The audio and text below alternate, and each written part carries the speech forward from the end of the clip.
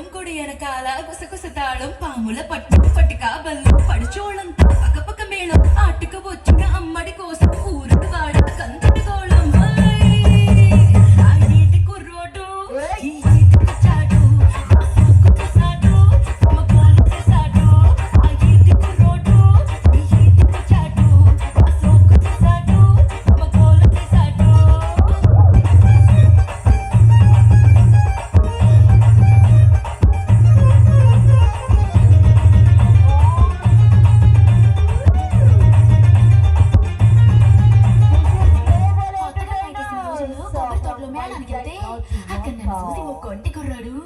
పదహారల్లా పాపాని పేరేటన్నాడు